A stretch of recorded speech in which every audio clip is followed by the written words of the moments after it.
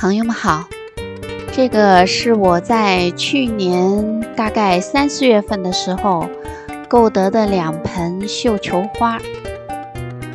当时这个绣球花是用于室内装饰的，因为气候还比较寒冷，所以一直在室内养护。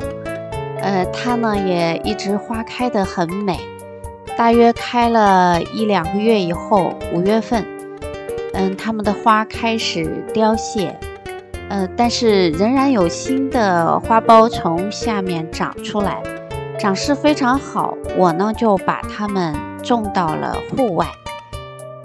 整个夏天呢，它们没有再继续开很多花，只是零星的开了1、2朵。那1年以后呢，它们的状态是现在这个样子。这是我4月份拍的，这个是它们正在发芽。这2天呢，气候开始转暖，这些小芽呢就开始变得翠绿起来。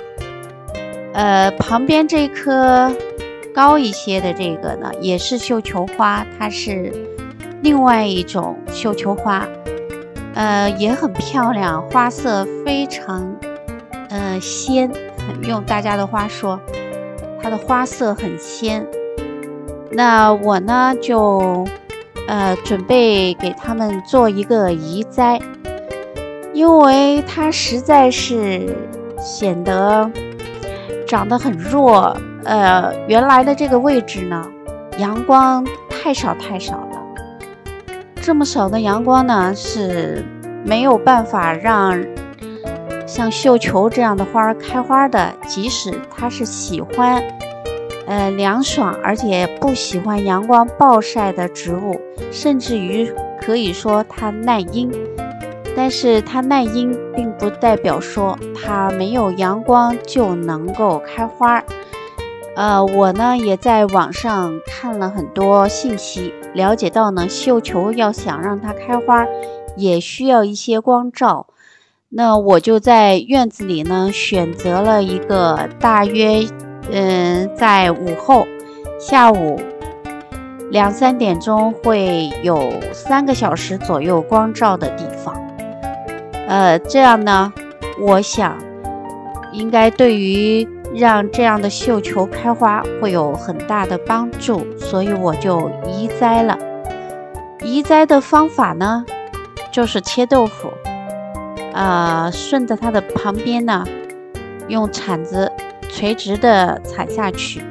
因为是去年刚刚种下去的，所以很容易就把它挖出来了，方方的一块。然后呢，再挖一个坑，把它们填进去。因为原来的土呢都是很好的土，所以也就没有再额外的给它加很多的化肥，就是像底肥这样的，暂时没有加。我想呢后期呢再给它们补吧，应该可以。因为去年我给它们种下去的时候都加了很多牛羊粪在最下面。那么移栽的时候呢，这些土我也把它都挖过来了，还混合了少量的3合1的肥土。移栽以后呢，现在它们就可以很愉快的享受阳光了。1周以后，如果我看到它们的状态一直都很好呢，我就再给它们堆一些牛羊粪在上面，再加一点咖啡渣吧，这样呢促进它多长叶子。咖啡渣呢是氮肥。到了5月份以后，再给它多施磷钾肥。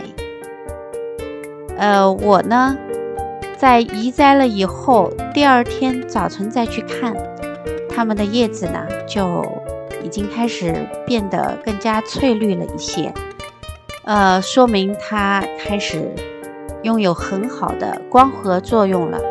有了很好的光合作用呢，这是能够让它植株健康，并且产生花芽的第一个条件。好的，这个就是我今天与大家分享的绣球花移栽。谢谢大家观看，欢迎大家订阅、分享与点赞，我们下期再见。